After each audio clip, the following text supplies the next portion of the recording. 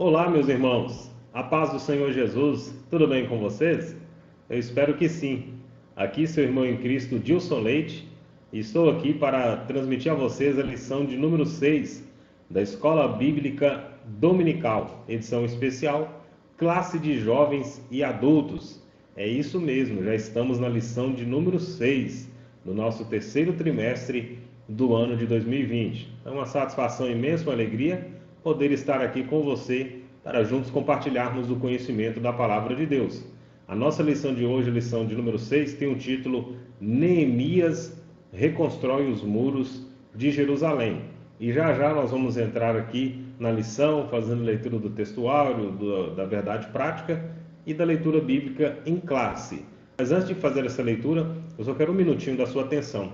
Se você chegou aqui no nosso canal por agora e ainda não se inscreveu no canal, eu te peço o seu apoio para se inscrever no canal, para você deixar um like, para você compartilhar esse vídeo, para você ativar o sino das notificações, porque isso vai nos ajudar muito a continuar alcançando vidas e mais vidas através do ensino da Palavra de Deus.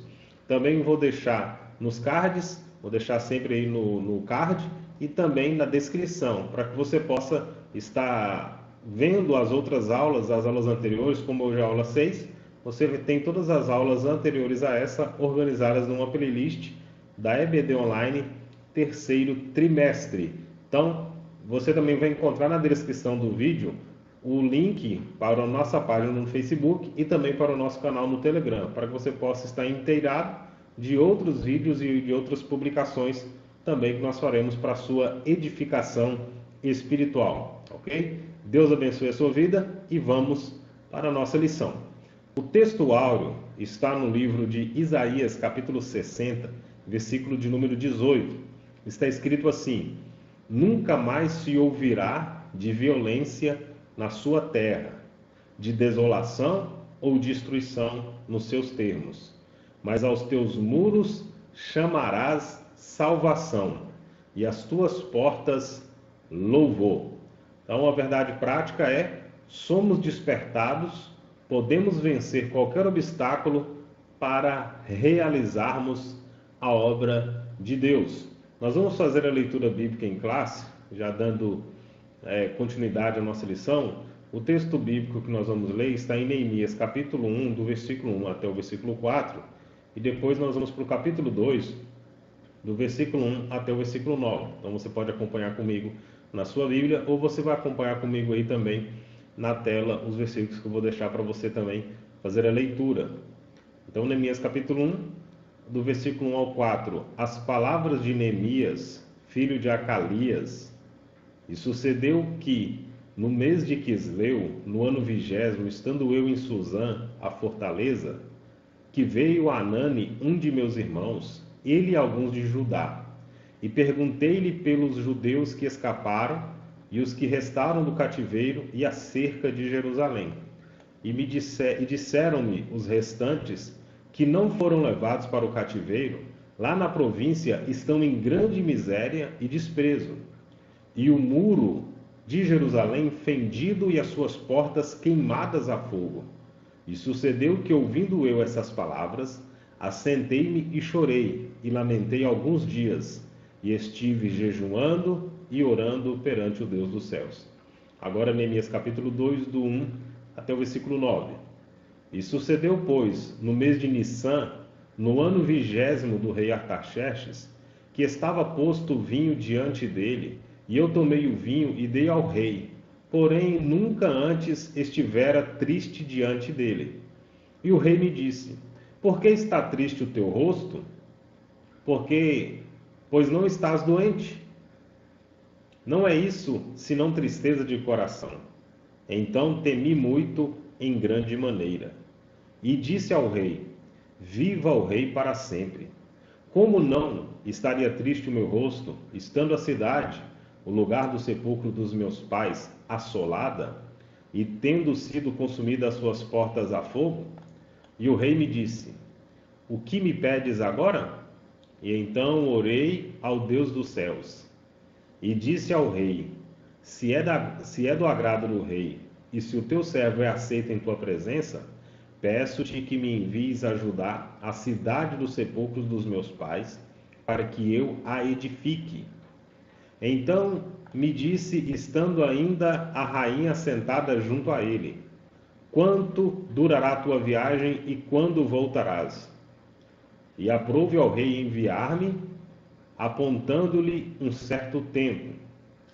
Disse mais ao rei: se ao rei parece bem, deem-se-me cartas para os governadores da além do rio, para que me deem passagem até que chegue a Judá.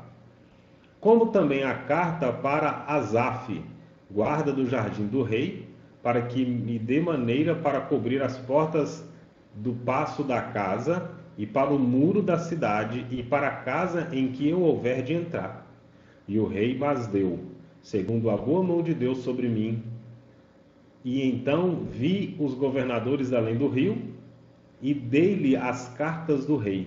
E o rei tinha enviado comigo chefes dos exércitos e cavalheiros.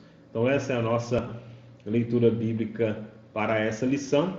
O objetivo geral da nossa lição hoje é mostrar que foi Deus quem despertou em Neemias o desejo de restaurar os muros de Jerusalém. E essa lição é uma lição um pouco diferente das demais, porque geralmente nós temos 3 ou no máximo 4 tópicos. Nessa lição nós vamos ter 6 tópicos e essa lição vai fazer de uma forma bem breve e resumida, falando sobre a reconstrução dos muros, falando sobre a finalização da sua obra e o louvor do povo pela reconstrução do muro.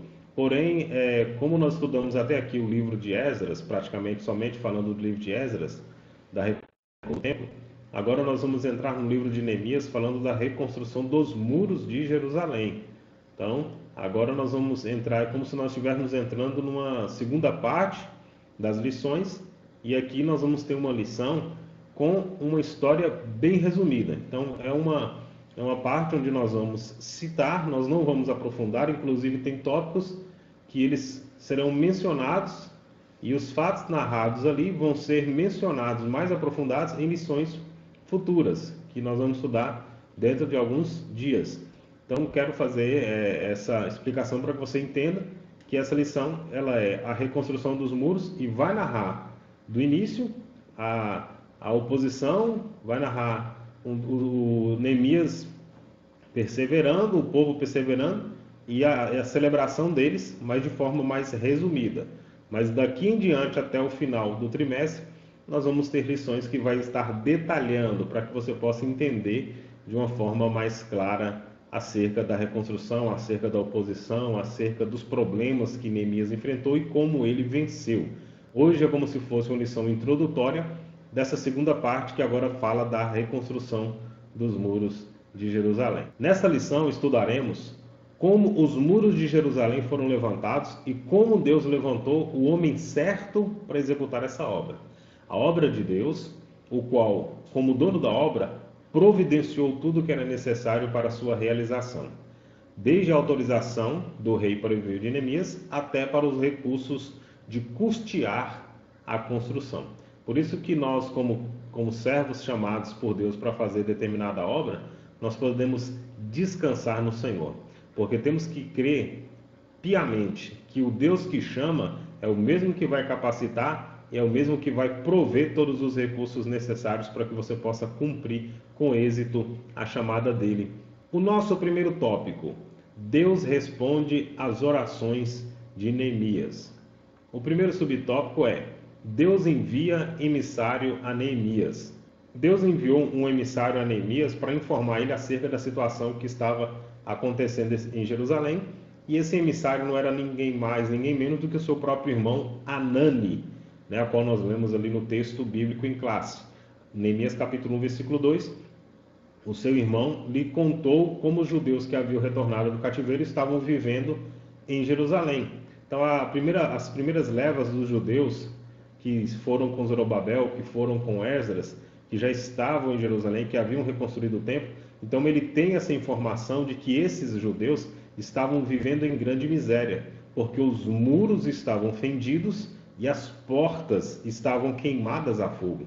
Então isso era símbolo de miséria e desprezo. Eles não tinham segurança, não tinham proteção, eles estavam vivendo em grande miséria. Então, os moradores da cidade seriam vítimas fáceis de assaltantes e dos inimigos que estavam aos seus redores. Então, aqui Anani é enviado para levar até Neemias a informação da situação que estava acontecendo com os seus compatriotas, a situação dos irmãos que voltaram para Jerusalém, e o propósito de Deus era que eles voltassem para reconstruir, né, haver uma restauração espiritual e haver também uma restauração material. Então eles estavam ali ainda em um processo que o projeto de Deus, em que a vontade de Deus ainda não tinha se cumprido plenamente sobre a vida deles. Então Anani informa Neemias, o seu irmão, informa ele da situação. E olha só a reação no subtópico 2, Neemias angustiado, jejuma e ora. Subtópico 2, Neemias angustiado, jejuma e ora. E essa reação que Neemias tem, quando ele tem a informação de que os seus irmãos estão vivendo em miséria, ele se entristece, se angustia e vai orar e jejumar ao Deus dos céus. Ele vai orar e buscar a presença de Deus para que Deus possa fazer algo em prol do seu povo. Tem um relato do pastor David Wilkerson, que ele conta no seu livro A Cruz e o Punhal, que ele fez um propósito com Deus de vender a sua televisão e dedicar as 2 horas que ele assistia jornal, que era a única coisa que ele via na sua TV na época, no ano de 1963, por volta do ano 60, ano 70, ele abriu mão, fez o propósito com Deus e passou a orar 2 horas por dia. E aí então ele começou a olhar a matéria do jornal e ele via que um grupo de adolescentes havia cometido um crime em Nova York, e então ele começava a chorar compulsivamente, ele começava a olhar para aquelas vidas e ver nelas a necessidade de Deus, a necessidade de arrependimento, de perdão, a necessidade dele de ir lá pregar o evangelho para aquelas vidas adolescentes que estavam se perdendo no crime. Mas só que ele era compungido pelo Espírito Santo, chorava, ele tinha compaixão daquelas almas, ele pegava o jornal, a revista, mostrava para sua esposa e dizia: o que você vê nessa matéria? Ela disse: eu vejo jovens delinquentes que cometeram um assassinato. Ele disse: eu vejo pessoas que precisam de Deus. Eu vejo almas que estão chorando, almas que precisam de arrependimento, almas que precisam de salvação, que precisam do Evangelho. Mas ele só conseguiu ver aquilo porque ele estava cheio do Espírito Santo, tomado da presença de Deus. Essa foi a reação dele. E muitas vezes a nossa reação, quando nós vemos o sofrimento alheio, qual tem sido a sua reação quando você vê o sofrimento alheio? Qual tem sido a sua reação quando você vê o sofrimento do próximo?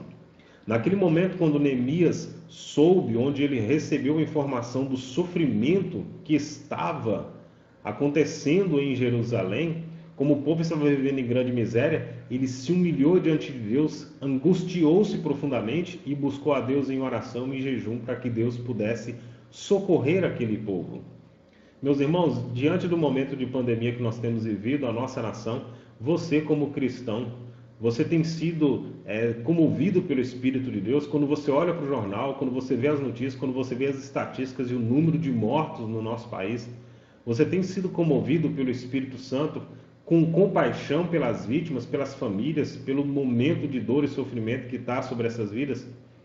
Você tem sido compungido pelo Espírito Santo a dobrar os seus joelhos e pedir a Deus para ter misericórdia da nossa nação? Então essa foi a reação de Neemias, como um homem de Deus, recebendo o chamado de Deus para fazer algo em prol daquele povo. Ele foi despertado por Deus. Então, se Deus tocar o seu coração, meu querido, dobre os seus joelhos, vá falar com Deus, vá buscar a presença de Deus para que Ele possa usar a sua vida para fazer algo de extraordinário nessa geração, nesse tempo. Neemias, então, foi despertado por Deus, se dedicou à oração. Neemias começou a orar e jejumar na presença de Deus. Aqui nós temos um fato importante no subtópico 2, porque a oração de Neemias está registrada no capítulo 1, do versículo 5 ao versículo 11, e ele iniciou o seu período de oração no mês de Quisleu, que corresponde ao mês de dezembro no nosso calendário. Ele terminou as suas orações quando Deus respondeu ele no mês de Nissan, que corresponde ao mês de março, que está em Neemias capítulo 2, versículo 1. Então Neemias se dedicou em oração 4 meses. Ele passou 4 meses orando. Ele não fez, Deus, seguinte, eu vou fazer aqui 7 dias e aí é contigo. Ó Deus, eu vou fazer aqui 12 dias para 12 meses de vitória, o resto é contigo. Ele orou até Deus responder. Levou 4 meses em oração, ele perseverou e não desistiu. Então esse é mais um exemplo fortíssimo para mim e para você absorver e aplicar na nossa vida diária. Amém? O terceiro subtópico, Deus responde às orações de Neemias. Neemias, ele era copeiro do rei, ali no Império Persa. Certo dia ele apresentou-se diante do rei com um semblante triste, por causa da notícia que ele havia recebido. Ele estava triste. Ele não tinha como se alegrar sabendo da situação de miséria que seus compatriotas, que o povo judeu, que o seu povo, né, que a terra do sepulcro dos seus pais, como ele fala com o próprio rei Artaxerxes, que ele estava, esse era o motivo da sua tristeza. Quando o rei interroga ele acerca da tristeza, Neemias então revela o motivo da tristeza, que era por causa da miséria que o povo judeu estava vivendo.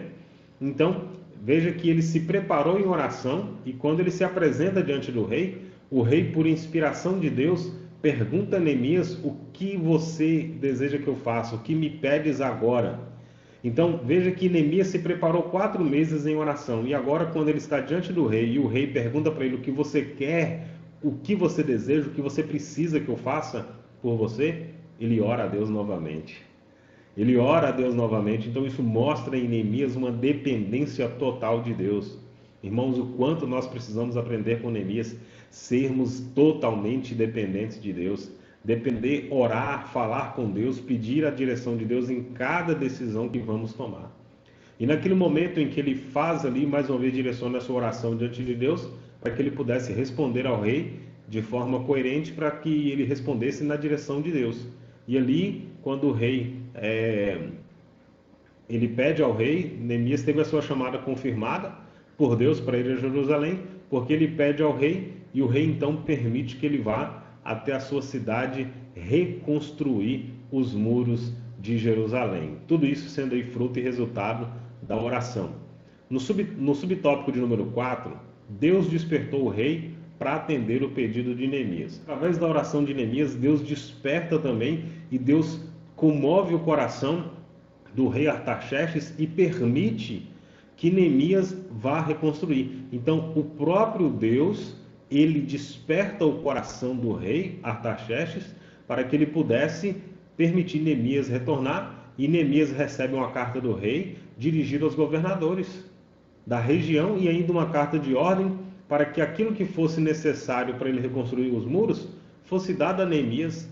Então Deus usa o rei porque ele é aquele que tinha naquele momento autoridade para poder permitir a ida de Neemias e também tinha autoridade para dar a Neemias, tinha condições de dar a Neemias os recursos necessários.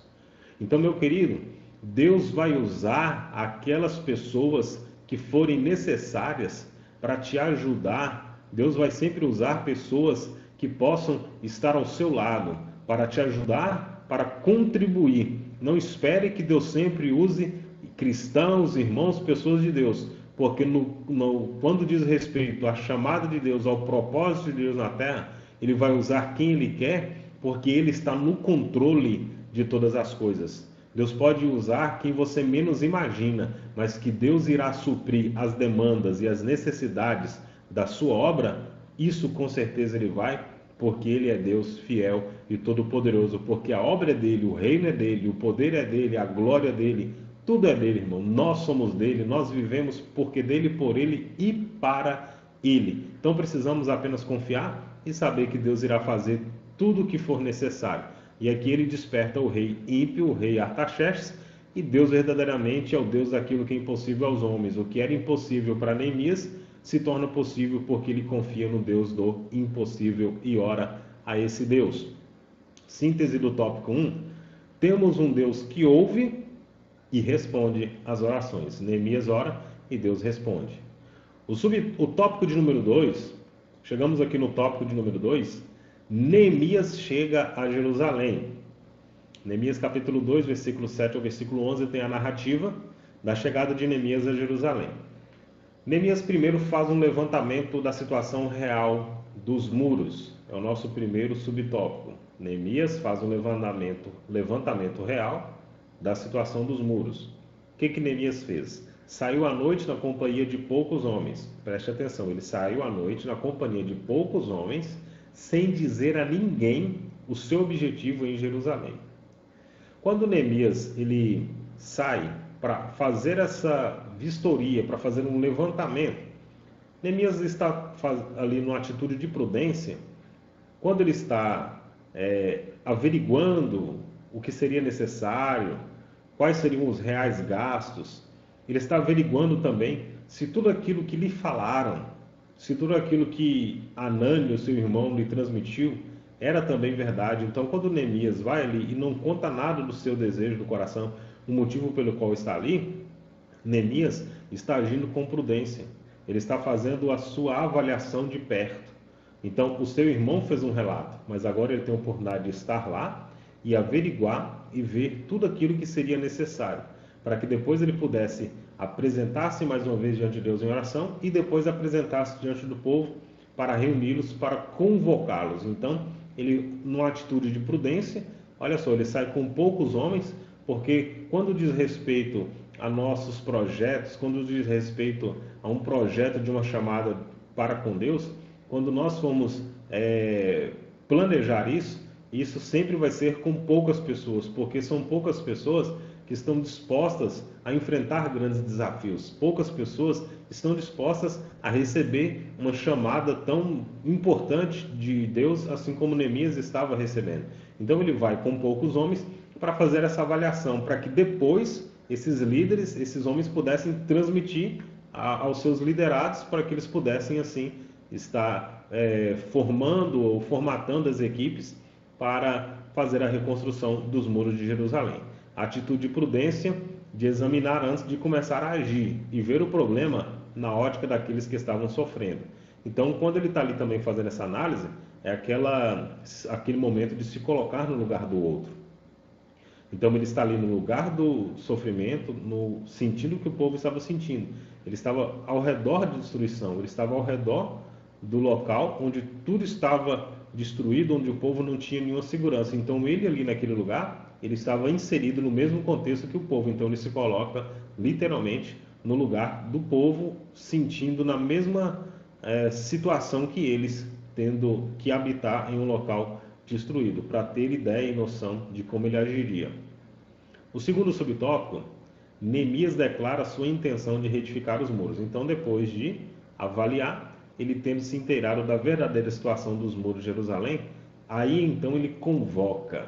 Neemias então convocou os judeus, os nobres, magistrados e todos os que faziam a obra, para juntos reedificarem os muros, para que não mais estivessem em opróbrio, em vergonha, em desprezo e em miséria. Então Neemias, primeiro ele avalia e depois ele convoca os seus irmãos para reconstruir o muro. E aí como que ele iria convencer o povo a fazer a reconstrução do muro? Ele declara como a mão de Deus lhe fora favorável, como também as palavras do rei Artaxerxes. Além de dar ele permissão para voltar, dá para ele provisão, dá para ele condições financeiras, condições materiais para reconstruir o muro, recursos mesmo para reconstruir os muros. Permite que ele tenha esses recursos. Então ele conta para eles como Deus, e com certeza também através do como ele se dedicou diante de Deus em oração e como Deus respondeu através da permissão do rei, através dos recursos que o rei permitiu, a carta que o rei lhe entregou. Então, quando Neemias conta para eles o propósito, quando Neemias conta para ele o que ele estava assumindo aquele grande desafio, ele motivou todos os judeus e eles disseram: levantemo-nos e edifiquemos, esforçamos as suas mãos e esforçaram as suas mãos para o bem.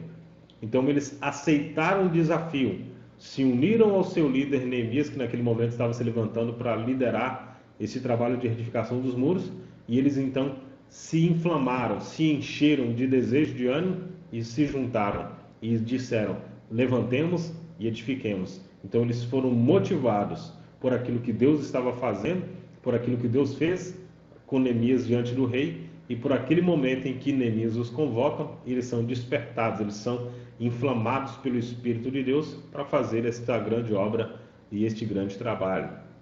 Síntese do tópico 2: com a bênção de Deus e a permissão do rei, Neemias chegou até a cidade de Jerusalém. Então chegou até a cidade, fez a vistoria e contou para o povo como Deus foi bom para ele. O povo percebeu que era o agir de Deus e se juntou a Neemias e ficou animado e começaram então a fazer esta grande obra. O nosso tópico 3, Neemias inicia o levantamento dos muros. O nosso primeiro subtópico fala sobre o plano de Neemias, que está registrado no capítulo 3. Neemias, como um bom líder, dividiu a tarefa da construção em partes. Ele deu funções para cada um, tendo cada parte uma porta. Então, cada porta ali, ele colocou pessoas para fazer a reconstrução, o seu trabalho. Simultaneamente, lado a lado, tinha pessoas encarregadas de levantar o muro em toda a sua extensão, né? A sua extensão ao redor de toda Jerusalém, de toda a cidade. Então ele fez essa divisão, cada um em portas. Tinha pessoas que faziam um trabalho extenso também, tocando em toda a extensão dos muros. E aqui nós vemos a importância de cada um ser empenhado em fazer aquilo que é a sua habilidade. Nós vamos ter pessoas que vão estar em um determinado lugar fazendo algo, mas nós vamos ter pessoas que vão estar fazendo um trabalho mais extenso. Mas o importante é que saibamos que cada um vai estar fazendo parte da mesma obra. O objetivo principal é a conclusão final da obra. Ninguém é maior do que o outro. Todos trabalham em um objetivo comum. Tinha pessoas encarregadas de levantar o muro ao longo da sua extensão, como já dissemos, mas tinham pessoas que iam edificar o muro em frente à sua própria casa. Então, eles estariam edificando o muro em frente à sua própria casa, o que traria para eles uma estratégia de Neemias, segurança, tranquilidade, porque eles não precisariam se distanciar das suas famílias. Essas pessoas que foram designadas para levantar a parte do muro em frente à sua casa, eles estariam próximos da sua família, eles estariam com mais tranquilidade para trabalhar, e aí teriam aqueles outros que trabalhariam em toda a extensão, os que estariam nas portas. Então a gente vê que essa estratégia e esse plano de Neemias, fazendo ali uma boa divisão, e pelo que nós vemos, o que está registrado no livro, foi uma divisão bem feita, porque em 52 dias o muro foi reerguido, né? Então ele fez essa divisão de uma forma muito bem feita e de uma forma muito bem dividida. Havia também os grupos encarregados de levar entulho, trazer material, ou seja, toda essa parte dessa divisão, dessa organização da obra, Neemias fez. O coração do povo se inclinava a trabalhar. Esse também foi um ponto positivo. Nós não podemos só dizer que foi somente por Neemias ser um grande líder. É claro que isso teve uma influência muito grande, mas conforme Neemias 4:6, o coração do povo se inclinava a trabalhar. Então o povo também aceitou o desafio e o povo estava com desejo de trabalhar, o povo estava engajado. Isso aqui, irmãos, é muito importante. Quando o povo de Deus está engajado na obra de Deus. É muito lindo, é muito maravilhoso quando você convoca irmãos e fala: irmãos, nós vamos ter uma vigília de oração. E você, pessoas com sede, com desejo, engajadas. Quando você fala assim: irmãos, nós vamos ter estudo bíblico. E as pessoas se interessam, as pessoas se perguntam quando, que dia, que hora. As pessoas querem saber, esse é um engajamento. Quando você fala: olha, nós vamos ter evangelismo, e as pessoas vão, as pessoas procuram se inteirar, estar junto, estar fazendo algo em prol do reino de Deus. O coração do povo se inclinava a trabalhar. Isso é engajamento. Então, aquele povo estava engajado no mesmo plano que Neemias recebera de Deus, na mesma chamada. Então, eles tinham um objetivo comum. E a igreja, hoje, nós temos que ter o mesmo objetivo comum. Nós todos queremos morar no céu. Nós precisamos cumprir o nosso propósito como igreja, que é adorar a Deus, que é manter a comunhão uns com os outros e espalhar a boa notícia do Evangelho. Então, nós precisamos nos engajar nisso, adorar a Deus, manter a comunhão uns com os outros, buscando a edificação da igreja através da comunhão e ganhar almas para o reino de Deus, proclamando o Evangelho do nosso Senhor Jesus Cristo. Que o nosso coração esteja disposto a trabalhar em prol do reino de Deus. O subtópico 2, a tática de Neemias. A tática de Neemias de engajar todos os judeus na obra da edificação do muro é um exemplo muito importante a ser seguido pelas igrejas em seu trabalho de evangelização. Quando Neemias faz um engajamento de todos, isso aqui, veja que história, né?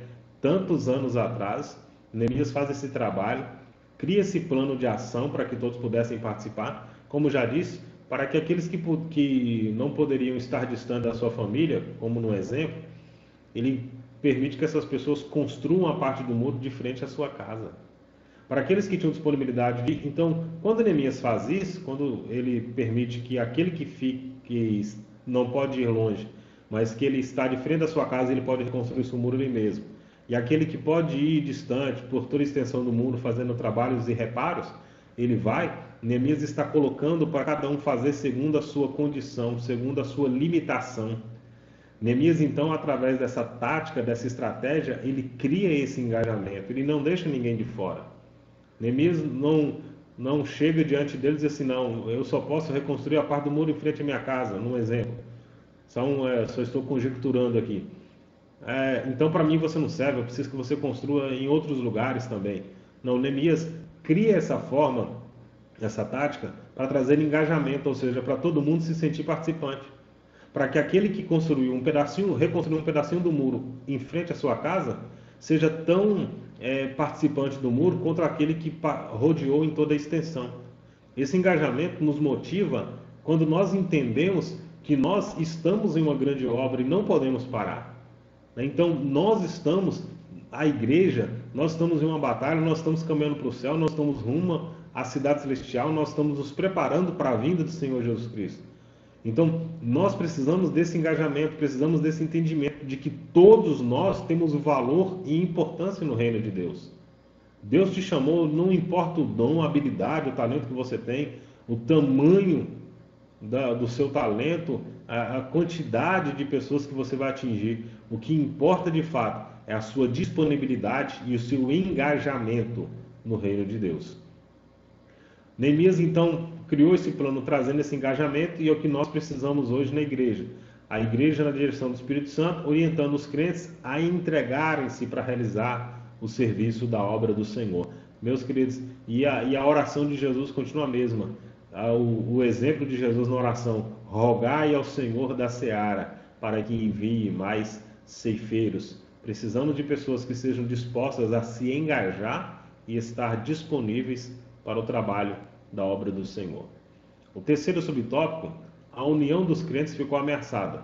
Esse aqui é um ponto, quando nós falamos no início da lição, de que nós vamos tratar ele de uma forma mais detalhada nas lições posteriores. Esse subtópico 3 fala de um empecilho que ocorreu. Apesar da boa organização de Neemias, a união necessária para a realização da obra estava ameaçada. Por quê? Surgiu um problema entre os pobres e os ricos, né? Uma questão de diferença social, um problema material entre pobres e ricos. Então Neemias tomou conhecimento do problema e sabiamente resolveu. Neemias resolveu o problema e a obra continuou. Mas nós não vamos parar para falar desse tópico, ele vai ser retomado na lição de número 8. Então, por isso eu já te convido, fica ligado para a lição de número 8, nós falamos de como Neemias resolveu esse problema da união que foi ameaçada por causa desse problema de um atrito social entre o grupo dos irmãos de uma classe rica e dos irmãos de uma classe pobre em relação às suas vidas financeiras e materiais. A síntese do tópico 3, Neemias, cheio de fé e coragem, inicia o levantamento dos muros. O tópico de número 4, o levantamento dos muros provocou grande oposição. E não podia ser diferente, né? O primeiro subtópico, os opositores se levantam.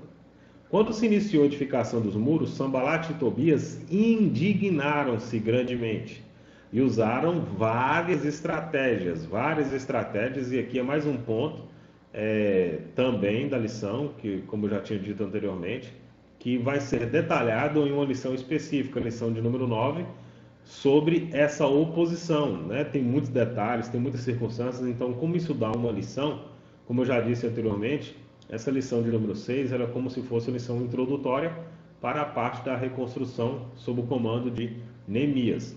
Então, Sanbalat e Tobias usando diversas estratégias para tentar fazer eles pararem a obra. Porém, Neemias e os seus liderados, eles foram ajudados pelo Senhor né, conseguiram vencer todos os obstáculos através de uma vida de oração, através de confiarem na promessa de Deus, e trabalharam sem cessar até a conclusão dos muros. No meio da oposição, no meio da adversidade, falsos profetas sendo comprados, Sanbalate, Tobias, Gesem, tentando o tempo todo atrapalhar, tentando tirar o foco de Neemias. Neemias chega a ordenar uma parte do povo trabalha, outra parte vigia, que é ficar com a espada olhando para ver se o inimigo está se aproximando. Então ele cria todo esse engajamento no povo, ele vê a oposição chegar, mas o povo estava com o coração tão focado, o povo estava tão engajado, que eles estavam trabalhando com a espada na mão e com a ferramenta na outra. O povo estava tão engajado junto com Neemias para concluir essa obra, que eles venceram a oposição. E na lição de número 9 nós vamos falar de forma mais detalhada de como eles venceram, né? A forma como eles venceram, como Deus os ajudou e quais foram essas oposições levantadas pelos inimigos aí, os principais Sanbalate e Tobias. O segundo subtópico, o muro foi concluído. Neemias capítulo 6, versículo 15, aí tem um registro. Esta vitória teve grande repercussão. Até os inimigos tiveram que reconhecer: o nosso Deus fizera esta obra. Então, depois de tanta perseguição, depois deles passarem por opróbrio, por miséria, depois deles estarem lá vivendo num sofrimento tão grande, estavam ali com os muros fendidos, com tudo destruído, queimados. Então agora, depois de 52 dias, eles têm os muros reconstruídos. Então até mesmo os inimigos que estavam tentando impedir, que estavam tentando atrapalhar, tiveram que reconhecer que Deus era com eles, porque não tinha outra explicação, não tinha outra maneira. A energia que eles estavam dedicando àquela obra, o empenho deles naquele trabalho, só Deus poderia ter feito aquilo. E realmente Deus o fez, porque a promessa dele é fiel e Deus não falha. Então o muro foi concluído. Então eles conseguiram vencer os obstáculos, vencer as barreiras e concluir o levantamento dos muros. Síntese do tópico 4, os inimigos se levantaram para impedir a construção dos muros. Porém, o muro foi concluído. O nosso tópico de número 5, o muro foi solenemente inaugurado. O primeiro subtópico, a convocação para a dedicação dos muros. Para a dedicação dos muros foram convocados todos os levitas, a fim de dedicarem os muros com alegria, com louvores, com canto, com saltério, com alaúde e com harpas. E não era para ser diferente, porque era uma conquista extraordinária. Irmãos, 52 dias para construir um muro, sabe quando você recebe algo de Deus e você olha para aquela bênção e você fala assim: só Deus, foi Deus. Você só sai da sua boca palavras de louvor, de engrandecimento, para enaltecer o Senhor, para engrandecer a Deus. Era isso que eles queriam fazer. Eles começam a reunir, convocar os levitas a fim de dedicar com alegria, com louvor, com canto, com saltério, com alaúde, com harpa. Eles queriam adorar a Deus, porque eles tinham conquistado um grande feito, eles tinham cumprido a sua missão, eles tinham cumprido o objetivo pelo qual Deus os fez retornar ali, restaurar os muros de Jerusalém. E daqui a pouco nós vamos falar no próximo tópico acerca da importância dos muros. Então o muro seria novamente inaugurado de forma solene, com muita alegria. Então eles purificaram também os sacerdotes e os levitas, e purificaram todo o povo e as portas e o muro. Neemias capítulo 12, versículo 30. Então eles iam reinaugurar o muro de forma solene, com muita celebração, com muito louvor e com muita alegria na presença do Senhor. O segundo subtópico fala sobre a dedicação dos muros. O ato da dedicação, no primeiro subtópico nós falamos sobre a convocação, que eles celebrariam com alegria, convocando os levitas e os sacerdotes. No segundo subtópico é a dedicação. A dedicação, eles consagrando ao Senhor aquele muro, o ato incluía 2 procissões que eles tinham que fazer ao longo dos muros, aos quais pararam diante da casa de Deus, onde houve os sacrifícios. Eles pararam diante do templo para sacrificar ao Senhor. A alegria era tão grande, a alegria de Jerusalém era tão grande, que ao som da festa podia se ouvir de longe. Então eles celebraram, porque de fato Deus estava concluindo a grande obra na vida deles, na vida do povo, concluindo a reconstrução dos muros de Jerusalém. A síntese do tópico 5. A dedicação dos muros foi feita com muita alegria pela vitória, grande vitória dada pelo Senhor. O tópico de número 6. Os muros trazem um ensino simbólico importante. Primeiro subtópico. A Bíblia fala da salvação como um muro. Então, nós temos aqui em Isaías capítulo 60, versículo 18. Aos teus muros chamarás salvação, e às tuas portas louvor. E ainda nós temos em Isaías 26:1 uma forte cidade temos em quem Deus pôs a salvação por muro e antemuros. Então, quando nós falamos de salvação, falando no contexto nosso hoje, nós falamos da salvação da nossa alma. E o que quer dizer salvação? Salvação é livramento, né? Salvação é livramento. Então, quando nós fomos salvos por Cristo, Ele nos dá o livramento da condenação. Ele nos dá o livramento do fogo do inferno. Ele nos dá o livramento da ira de Deus. Então, Ele nos põe a salvo da ira de Deus, a salvo da condenação ao inferno, a salvo de tudo aquilo que nos conduzia à condenação. Então, o muro, ele traz proteção. Ele traz essa sensação de que nós estamos protegidos, de que nós estamos guardados. Então, por isso, essa referência de aos teus muros chamarás salvação e as tuas portas louvor. Então, a salvação, o muro tem essa representação simbólica acerca do muro, de ser a proteção, de ser o que vai dar livramento, que remete também à salvação. Segundo subtópico, o muro da salvação. O muro da salvação fala da proteção que beneficia aqueles que se abrigam dele, dentro dele. Então, aqueles que estão dentro da cidade, e os muros protegem a cidade, ele se sente protegido e abrigado.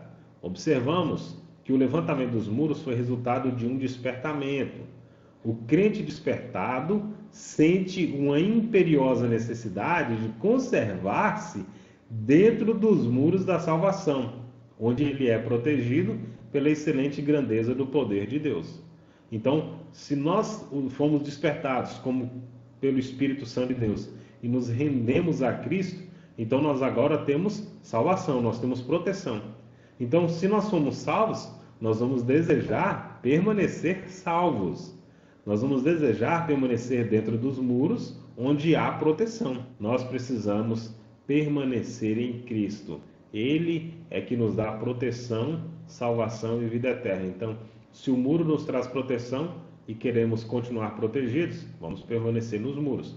Se Cristo é que nos traz salvação, o crente ele vai desejar buscar incessantemente a presença de Deus para continuar arraigado, firmado, protegido pelo Senhor Jesus Cristo. O apóstolo Paulo diz: eu sei em quem eu tenho crido e estou certo que é poderoso para guardar o meu depósito até aquele dia. Então, o apóstolo Paulo, ele tinha consciência do poder e da proteção de Deus na sua vida. Ele sabia em quem aquele em quem eu tenho crido, e é poderoso para guardar, né? Então, a proteção de Deus está sobre as nossas vidas. O terceiro subtópico, o muro da salvação é uma permanente linha divisória entre o reino de Deus e o reino deste mundo. Sempre houve fronteiras, e o muro também, além de trazer proteção, o muro faz divisões. E essas divisões são para nos mostrar os nossos limites também, né? Então, aquele muro em Jerusalém, além de trazer proteção e segurança para eles, iria trazer para ele as dimensões de até onde era o seu território e onde não era. Então, essas linhas divisórias, alguns caem e outros são erguidos novamente. Mas existem os muros de divisão mesmo, que na Bíblia nunca vão ser rompidos, que são a divisão entre a luz e as trevas. Então, quando fala que nós estamos guardados pelos muros, pela proteção de Deus, pela proteção de Cristo, não somente estamos protegidos, mas também temos que entender que, estando dentro dos muros, temos proteção, mas também temos um limite que não pode ser extrapolado, porque a partir do momento que extrapolamos o limite, entendemos que, se eu estou em Cristo e eu estou aqui dentro dos muros, sendo protegido por Ele, fora dele, eu estou além dos limites de segurança e eu estou também além dos limites da luz. Aqui eu tenho luz, fora dos muros eu tenho trevas. Então, essa divisão, de um lado luz, do outro lado trevas. De um lado o reino de Deus, do outro lado o reino deste mundo. E quem é o príncipe deste mundo? O diabo, Satanás, ele é o príncipe deste mundo. Jesus veio para trazer o reino de Deus. Ele disse: é chegado o reino de Deus a vós, arrependei-vos dos vossos pecados. Então, há uma divisão. Então, esse muro também traz esse entendimento, esse ensino simbólico acerca dessa divisão. Uma divisão permanente que nunca muda, entre a luz e as trevas, entre o cristão salvo e o mundo. Então, ninguém pode andar entre a luz e as trevas ao mesmo tempo. Ninguém pode servir a Deus e a Mamon. Mateus capítulo 6, 24. Então, essa salvação em Cristo, além de falar de proteção, fala também de divisão, porque nós estamos agora separados do mundo e vivendo uma vida plena para adorar e servir a Cristo Jesus. O fato do muro da salvação ser uma divisa entre o reino de Deus e o mundo não significa que há uma proibição, pelo qual o crente não tem direito de fazer o que quer. O crente é livre.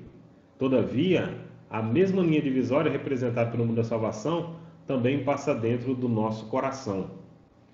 Por isso Paulo escreveu: a não ser na cruz de nosso Senhor Jesus Cristo, pela qual o mundo está crucificado para mim, e eu para o mundo.